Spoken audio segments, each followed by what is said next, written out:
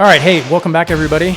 This is Thriving on Mission, and I'm Matt Rogie, and I'm here with, as always, Quinn Harris, producer. Glad to be here. Yeah, awesome. Thanks for having me. And as we get into this episode, just talk briefly, recap last week a little bit.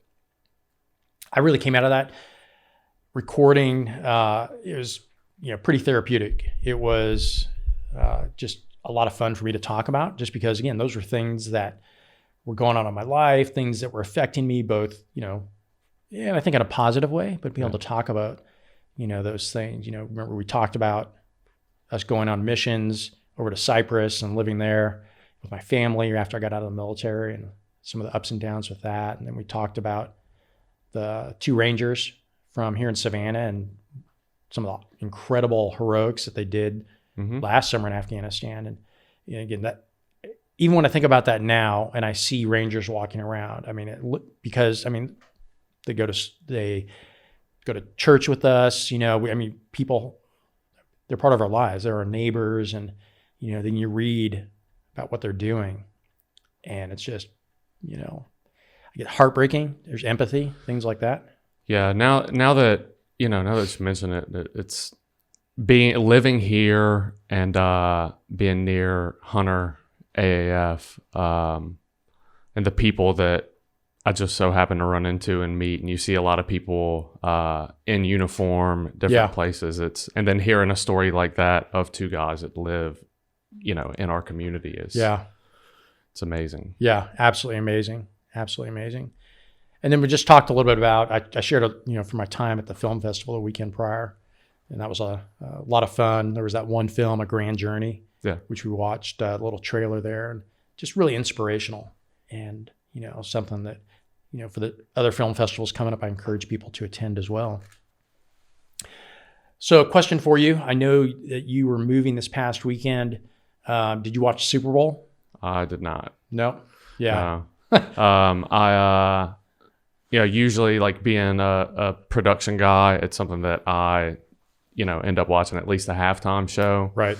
Those are, the big production stuff that you could ever do would be like Olympics opening ceremony, gotcha. Super Bowl halftime, or like big news. Right. And so most of the time I watch it, but I had plans and gotcha. Pulled up Twitter and there was that saw the controversy. Yeah, a lot of controversy going on. And so I'm probably not even going to watch it. Gotcha. Yeah, we went over to my best friend's house and watched the game pretty much through halftime, I think. We watched the halftime show and then we went back to the house and finished watching. But they're huge they're from California, so that makes them huge 49ers fans. Yeah. And unfortunately, they didn't win. So if somebody hasn't watched Super Bowl yet, sorry, spoiler. Yeah. How many teams does California have now? Let's see. 49ers, Rams. Are the Rams there? I don't know. My friends from that I served with, they're laughing right now because whenever football would come on over, like we're overseas in Afghanistan and the games would come on at weird times and, you gonna watch the game? I'm like, no, I'm not gonna, it's just 3:30 in the morning. No way. Yeah. But they would, some diehard football fans. Yeah. That's funny. I know the Raiders though, they're moving to Las Vegas. Something like that. I don't know. They've moved multiple times, I think. Yeah. Since I've been alive. Yeah. Crazy. Yeah. Absolutely crazy. So the one thing I would say, if you want to see something funny, is just when we get done, maybe later today, is there's a couple great memes going around, and one from the Super Bowl halftime show is the GOAT meme. Okay. So just Google GOAT meme Super Bowl. And you'll see what I mean. But it's funny what they did. My wife and I just can't stop laughing when we see it. Yeah. So, all right. So, hey, this week I wanted to talk about something that's really close to my heart, things that are an organization that I got connected with about a year and a half ago and got to experience the fruit of what this organization is about last year a couple times. And it's the Tadpole Foundation.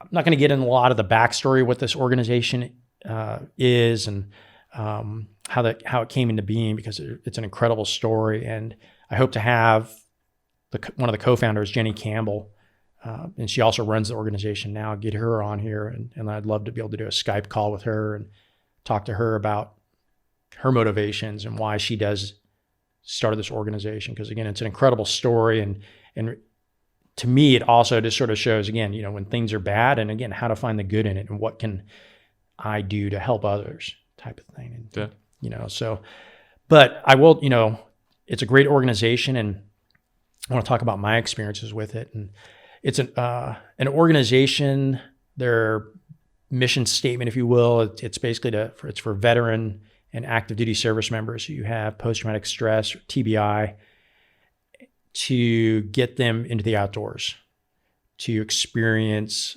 something really incredible, and to show, I think, sort of this underlying thought of, that there's more out there than what's going on inside your head. And there's definitely stuff worth to live for. Yeah.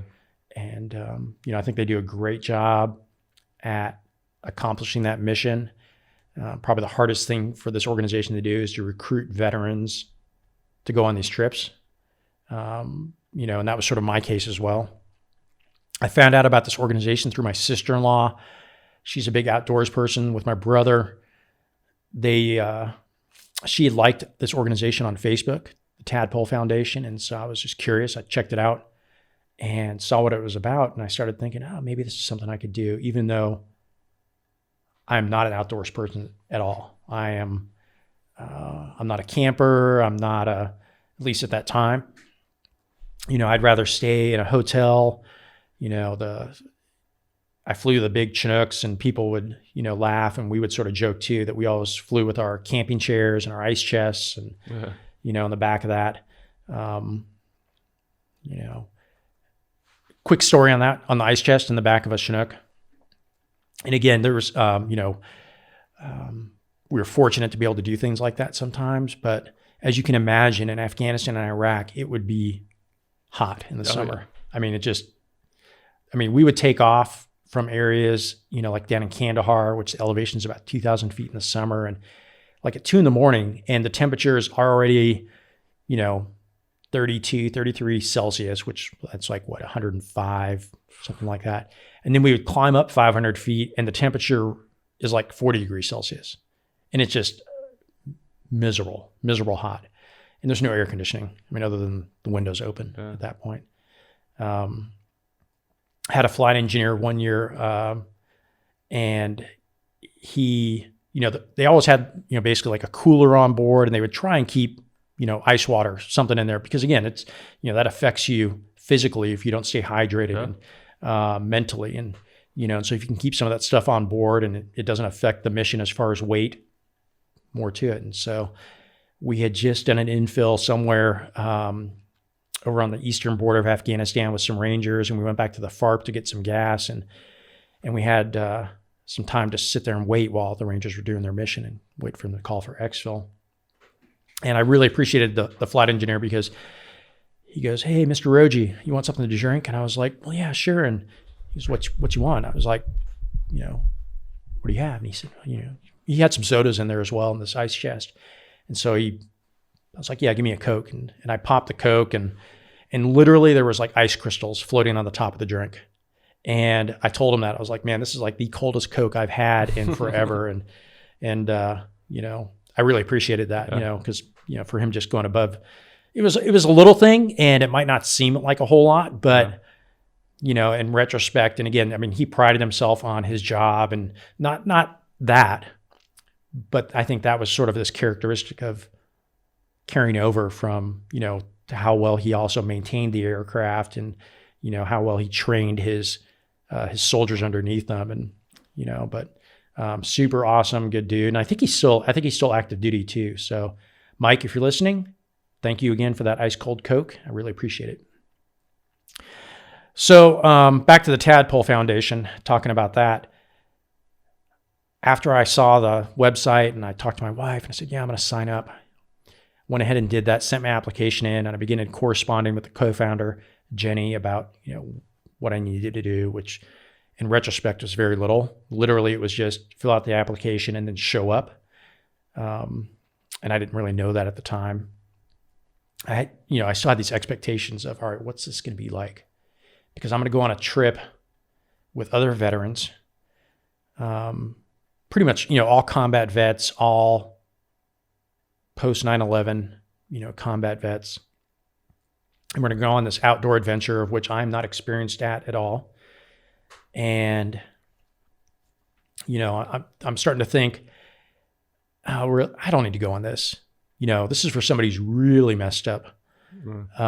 This is for somebody who really deserves it. This is for somebody, so there's that side that I was thinking through it. And the other side of me was thinking, oh man, we're going to get out there and we're going to have to sit around a campfire, sing Kumbaya, and they're going to make us tell us our deepest, darkest, scariest secrets that are out there. And, I'm having triggers of these flashbacks of being in therapy at the VA. And, and so I was like, I don't want to do that either. But for the most part, I was able to keep this somewhat under wraps. And especially once I bought my plane ticket to go to Montana, at that point I was like, all right, I'm committed now. And my wife and I actually made plans to do, to spend some time out there afterwards. So, the cool thing about the Tadpole organization for that is you don't need any gear. Yeah. So they provide the veterans everything they need. You can show up in shorts and a t-shirt and they provide everything. I mean, if you need socks, if you need boots, whatever it is. And this is not, just run of the mill. Let's go to Walmart and grab stuff. This is high quality gear that, people are going to use in the backcountry. She's a fully certified outdoor instructor, kayak instructor, survival stuff. So, she knows what she's doing and she has guides that go along with her that are also highly trained, and so there's not, I guess, as far as safety is concerned, they've got all that covered, first aid kits. We were going to Montana. So there, specifically the location where we were going was the Beartooth Mountains. And they're partly named that because it looks like bear teeth. Yeah. Which apparently are very pointy and sharp because that's what the mountains look like. But this area is also the largest concentration of grizzly bears in the United States. And grizzly bears are not, I guess, maybe out of all the bears, brown, black, and grizzly bears are the ones you have to worry about the most. They are aggressive. If you get anywhere around them, I guess they're more likely to charge than anything else, Yeah. And so we were given this briefing on bear safety before we went. Things like, make noise on the trail, try to stay together as a group, otherwise the bears will pick off the weak one, I guess, which had me freaking out right then and there. Because here I am, like the oldest one and the second oldest, but I knew I was not going to be blazing any speed trails on this hike. So I'm like, all right, I gotta stick with somebody, for sure. Because there's that joke that says like, how do you make sure you're not eaten by a bear? It's, make sure you're just faster than somebody else. Yeah. And she gave out, hey, here's some bear spray. Here's a flare. I guess you could use to try and scare the bear away or whatever. But we came out of that bear briefing going, is this a good idea? Yeah. I never saw any on the trip. There was, I think, about half the group. They were out doing a day hike while we were up in the mountains. And they were able to see a couple grizzly bears from about maybe a half mile away. They were across a valley on the other side, just out there walking around, And there was one morning too, I think we woke up from our tent one morning, or woke up and right outside, I think it was Jenny's tent, there was a big pile of bear scat that wasn't there before. And so the only thing, bear had to have wandered into the camp in the middle of the night and let us know he was there. Yeah. Little unnerving, but yeah. So it was a trip, going into that, we were, I was a little nervous going into it because again, not knowing what to expect. Because again, I'm expecting, I'm going to go into it with other combat vets. What are their stories? I think that, I've already placed my story in a level of not as important as theirs, or not as heroic, or not as whatever. And the funny thing is that all of us are doing the same thing. Everyone that signed up for that trip, are thinking the same things. I had an opportunity, there was a few people as the trip went on, you were able to, conversations would start to happen just sort of organically. And, a lot of us had these same reservations going into it, which was pretty interesting. Sidebar about my brother and sister-in-law. They are two incredible people. My brother's a couple years older than me, sister-in-law a little bit younger, but they love the outdoors. They live right on the American River in California, and they do whitewater kayaking, camping, all sorts of stuff. And my brother is a veteran as well. He served back in the late 80s, mid to late 80s, and then got out. But they still give back to the veteran community by working with an organization called Team River Runner. And that's an organization that teaches disabled vets how to whitewater kayak, which is really cool. Yeah, and that's awesome. And really just focusing on, well, not focusing, but from the stories I've heard, a lot of these guys and gals are amputees, from the war. And so they're teaching them how to go out and go down these whitewater rapids in these little tiny kayaks, do the rolls, all those types of things, and then have fun and really take them to a position of, this is something they probably never thought they'd be able to do again. And now they're put into the situation of where, hey, yeah, you can still do this and you can still do a lot, which, I really appreciate my brother and sister-in-law for doing that, just for giving back and serving in that way. What do you think it is about the sense of adventure that is therapeutic? I think it's pushing yourself, I think, is just, and again, of what are your limitations, and trying to see where that point is. I think that's something inherent, I think, in us as humans. Yeah. Just this idea of, maybe it's competition, maybe it's, and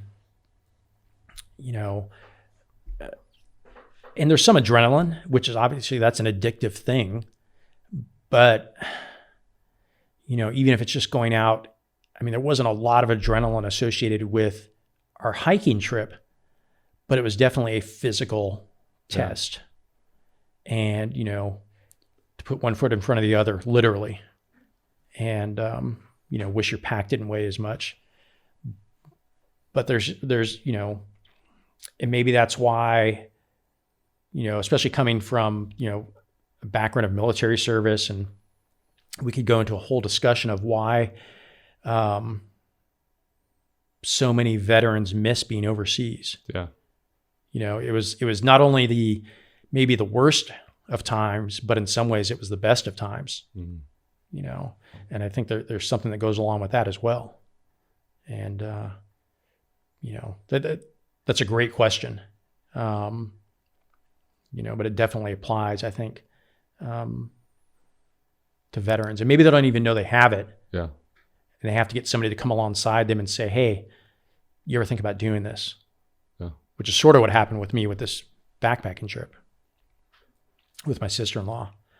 Because when I told her I was going to sign up for it, she was, really supportive, and, and she's a physical therapist. And so she would, she knows about my back injuries and knees and things like that. And she started to, talk me through, of ways to make that more enjoyable for me, so I could actually go on this trip. Yeah. Which is really cool. So we got connected on this trip. There was about a dozen of us. We went to Montana, and not only was there backpacking involved, but she also had it set up in Montana to where our last night of camping, if you will, was at a Koa campground on the Yellowstone River. And so we had a barbecue fire pit and sat around and able to drink some beverages and just really just enjoy this beautiful setting. The whole thing's been beautiful so far, but now we've also had showers and, going to sleep on a mattress versus, a thermarest type of thing. And then the next day we went horseback riding in the morning, which again was just postcard, picture perfect, postcard from, the north side of Yellowstone National Park. Yeah. If you ever been there by chance? I have not. Yeah, definitely recommend. Yeah. I haven't spent much time in the western part of the country, unfortunately. Gotcha. It was just, Big Sky, Montana. You can just imagine what it was like, even 50 years ago, 100 years ago. Yeah. And then that afternoon we went whitewater rafting down the Yellowstone River, which was an incredible experience. And I'll share a little bit more about that here in a few minutes, about a special experience that happened on the river. But the cool, what I really wanted to share about this Tadpole Foundation from this trip was my experiences. And my sister-in-law she was actually going to be a guide on the trip. And due to circumstances beyond her control, she was not able to. She had to bow at the last second. And so she wrote a letter and she sent it to Jenny. And the letter basically said, well, I'm going to read the letter, the first part of it. Brandy wrote, "Hi, everyone. Welcome to my church. I was looking forward to sharing this experience with you, but for reasons outside of my immediate control, I can't be there. Instead, you get a random list of things I wish I could say to you in person." And so she gave these 10 items, and, some of them are this sort of this deep thought. Maybe at surface level, it's not a deep thought, but as you began to examine it, there was a deep underlying meaning that you could apply to your situation. And some of them were more humorous, but there were still some types of meaning. And so I just wanted to talk about a couple of these points and how I responded to it. I actually went ahead and wrote, about 5,000 words. I wanted to, really just sort of unpack this about how these trips were for me.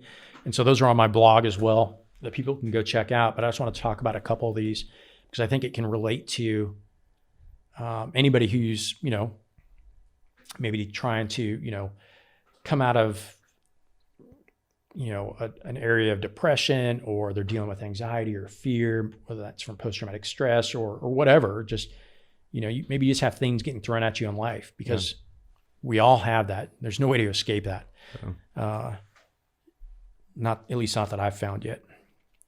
So the first point that she brought up is she wrote, and she said, for this trip, your home is on your shoulders or in your boat, and your family is who you're with. And I think the biggest thing that came out of me on this trip was how much baggage I'd been carrying around, and metaphorically before then, this weight of sense of obligation, of guilt, of maybe expectations. That's probably a huge one with me. And, carrying it around of ways that I had to behave, or ways that I was expected to act or to do certain things. When in reality, on this trip, all I had was literally what was on my shoulders. And the people who I was with was my family at that point. There was nothing outside of those two items, what I was carrying and who I was with, that I had any control over, that I could influence in any way. I mean, we were in the middle of the backcountry, no cell phone coverage, nothing. And to come to that realization that for the next 3 or 4 days, that's all that mattered. I didn't have to think about what project I needed to get done on the house. I didn't have to think about, if I was going to be serving at church next Sunday, or something I needed to do for our small group, or for work, or some medical appointment that I had to go to. All those things that occupy our thoughts and our time, and not necessarily in a good way, because I think a lot of these things in our lives that we tend to, when we think about them, they become all consuming. Yeah. Maybe not a distraction because you have to go through it sometimes, but also at other times, there's things that we bring into our lives that occupy our thoughts, our energy, our time, that we don't need to be bringing in. Oh, for sure. And a lot of that stuff, just literally physical, tangible goods. My wife and I, probably a couple of years ago, we started to, embrace more minimalism. We watched the film Minimalism. It's on Netflix, a documentary, and really interesting. And granted, we haven't gone to the extreme of some of those people of like, I own 30 items completely and it's all fits in this bag. And, we're not there, but at the same time, our house doesn't have a lot of stuff, not a lot of stuff on the walls. We can fit both cars in our garage.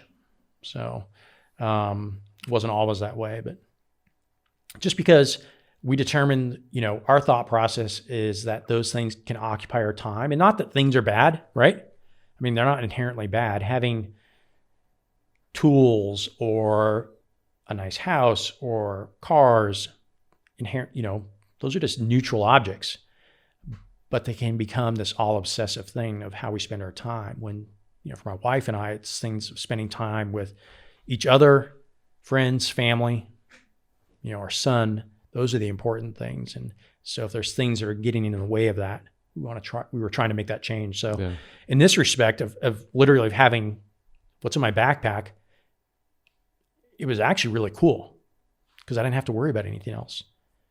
I only brought one spare pair of socks instead of two. Doesn't matter. I mean, there's nothing I can do about it. Yeah. And so I'm just going to embrace it and go for it. When we were coming off the second trip I went to last year, the one that was in Southern California, just outside of Yosemite, somebody had made the remark as we were coming down the mountain in our cars, and cell phone coverage started to come back to us. And you knew because everybody's phones started going off. Because before, there's no coverage. And so, but now once we started to get back into the real world, if you will, everybody's phones started going beep, beep, or bzz, and it sounded like it was just this constant buzz for like 30 minutes. And all of us were doing the same thing of, let me check my messages, and this is happening. It was like the real world was suddenly thrust back upon us of all these things that, for a short time didn't matter. And we were able just to focus on ourselves and who we were with at the time. And again, that's life. We have to deal with those things. But I would also argue that some of that is self-inflicted. And for everybody, that's going to look different, as far as what that's going to look like. But, I've even tried to embrace more minimalism with my phone as far as what apps I have on there, what I use it for, when I touch it, as far as like in the morning or in the evening, things like that. And it's not always perfect, but when I'm able to be better about that, as far as how much time I spend on my phone, I've got more time from other things too, just in my head. So I think, probably the biggest thing that I came out from this point is I think, for everybody is that we just need to choose our stuff and our friends wisely, and our, who we spend our time with and what things we spend our time with. And that'll just lead to a more joyful experience, I guess, in life, a better experience. Yeah. And again, everybody's situation is different. And that's going to look different for everybody. The other item I just wanted to talk briefly about, which is sort of a fun one that I was told you I was going to come back to later, is my sister-in-law, Brandy, wrote, she said, "Someone please do a cartwheel in a meadow for me, an extra credit for photo documentation." And nobody, as far as I know, did a cartwheel, or at least took a photo of it. I know I didn't. I would have broke something had I tried to do it. But, I was trying to figure out, what did she mean by that? Why? And knowing my sister-in-law a little bit too, and I think I actually have seen her do cartwheels before, is, she's a pretty positive looking person. She's always, she's looking at the positive sides of things. She's, some of the talks that she and I have had, maybe when I've stayed with them before, my wife and I have gone out to visit them, and talking about my experiences from the military and some of the things that I deal with in my head, she's able to really speak positively yet firmly. And, and I really appreciate that about her. And so I was thinking about that, and really, I was thinking, boy, what does this mean aside from the point of just having fun? And it sort of dawned on me that, oh, wait, that is what she means. Yeah. Just have fun. Just go do a cartwheel. And that really caused me to think back to, again, this was for the trip to California, to a few months earlier, to the Montana trip when we were rafting. There was a point when we were whitewater rafting to where the guide would stop the boat and he would say, "Hey, here's a deep spot if you want to jump in the river." Because it can get a little warm we were in these wetsuits, even though the water was like 45, 49, something like that. If you want to jump in, you can. And he actually jumped in. And then some of the younger guys on the boat, there was 8 of us plus the guide, all vets. These younger guys, these are mid-20s. Maybe they were Marines. There was, early 30s. They were like, yeah, I want to do it. And it was sort of that bro testosterone moment where, something like, I'm going to go do it. I'm going to go jump in. And so a couple of them jumped in, and we went down a little bit further down the river, and a couple more jumped in, and they were like, Matt, you need to do it. Come on. And I even think they said things like, come on, old man. Yeah. And I'm thinking to myself, no, I'm not going to do this. I mean, gosh, I'm almost 50 years old. I'm the wise one. I'm the, I don't need to do this to prove anything or to, that was probably the biggest thing. That's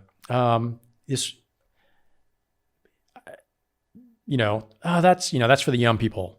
It's beneath me. I'm not going to do that type of thing. That's what's going through my head. And then there's another part of this voice in my head that's going, why don't you want to do it? Does it look like they had fun? I was like, well, yeah, but it's cold. And then, that voice was like, well, are you going to get out of the water and then get warm? Well, yeah. The voice was like, so it looks like fun, huh? And I was like, well, yeah. And he goes, so finally, this conversation is going on. And so I was like, all right, I'll do it. I succumbed to peer pressure. I admit it. Yeah. It's like the angel and the devil. Yeah, that's right. The old cartoons. And so I was like, all right, hey, I'm going to do it. And everybody's like, woo, hey, go Army and, all these things. Cause I was with a bunch of Marines and there was a couple other Army guys, but I was definitely the oldest one on the boat at the time. And so I went ahead and jumped in, and that water was super, super cold, beyond belief. And, but it was fun. I mean, I came out of the water. I was saying some words that, I'm not going to repeat. But I was smiling. I was having fun, laughing, get pulled back in the boat, high-fiving, and we continued down the river and then got out. And it was great. Fast forward to about 30 minutes, we were changed back into our clothes and leaving the whitewater raft office and walking down the street. And one of the other participants, Brian, we were walking together, and he looked over at me and he goes, it was really good to see you smile and laugh out there today. And he was talking about when I came out of the water. And it was like this 2x4 hit me upside the head because I was trying to figure out, well, what's he talking about? I mean, I'm a good-natured guy. I'm fairly upbeat, I think. I smile a lot.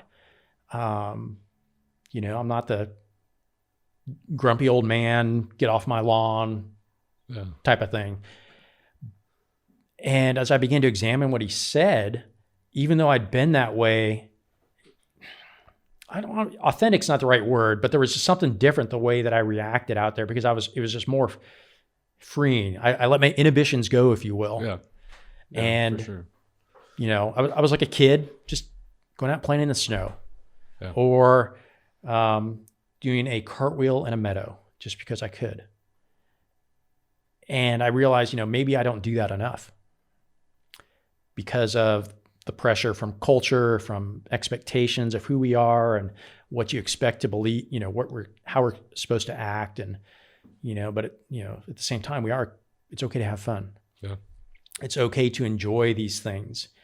For the past few days when we were out there, we've been in this area of the world that, God's creation, absolutely beautiful. And he wants us to enjoy it. And, and some of that might mean, hey, let's go jump in this super cold river and yell and scream and do it with your friends. And that's fun and that's okay. And that's cool.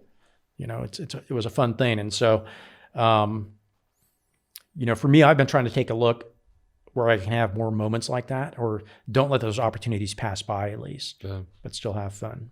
So good stuff with that. So again, there's 8 other points that she talks through, and I wrote a little bit about each one. You can go to thrivingonmission.com to people will be able to check that out. The full list is available there? Yeah. Okay, yeah. Cool. Yeah. But again, I super appreciate my sister-in-law, and just the impact she's had on my life and my brother too, for helping me through some darker times. But the last thing I wanted to talk about, and again, it was one of these things that, one of these memories that just comes up over this past week. And it was from a time when I was in Afghanistan in 2002. And did you know that there was a Starbucks in Afghanistan in 2002? I did not. Yeah. I don't think it's there anymore. In fact, I'm I know that the one that we were at is not there anymore. And right now I can just imagine, even though I know nobody from Starbucks corporate would watch this video or would ever even come across it, but they're scrambling around like mad going, wait, we don't have a franchise in Afghanistan. What's going on? Is somebody trying to cheat us for money, or, corporate people, whatever they do with that. But what it was is, we were out, this has been in Afghanistan now for a month or two, and Bagram Air Base, and it's this big, huge airfield that the Russians had used during their time when they were in Afghanistan in the 80s.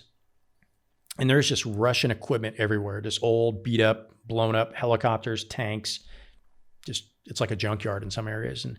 But as we began to take over the flight line and pushing their junk out of the way, we would bring these big shipping containers in and connexes. And some of them were set up to like shops, machine shops, to do repairs on aircraft, things like that. Some of them were just full of stuff. And one day, one of my friends, he said, hey, Matt, you want to go get a coffee? There's a Starbucks down here. I was like, what? No, come on. I just, I knew he was pulling my leg. He's like, no, really.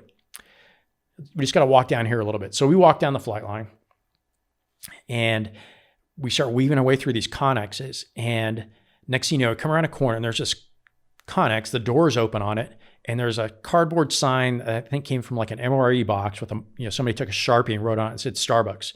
Operating hours are whenever we can be here. And sure enough, inside there was a couple people working behind a counter. They had an espresso machine, the whole meal deal, milk frother, different types of syrups, everything. So you can get yourself a cappuccino, macchiato, espresso, cool. Whatever. And it turns out that the people that were running this, they were all from this National Guard unit in California. And a lot of them used to work or were working for Starbucks at the time when they got activated. And so they thought, hey, let's bring over some gear too. And I think the store donated some gear, maybe they pitched in, but I think that the store donated some coffee at the time.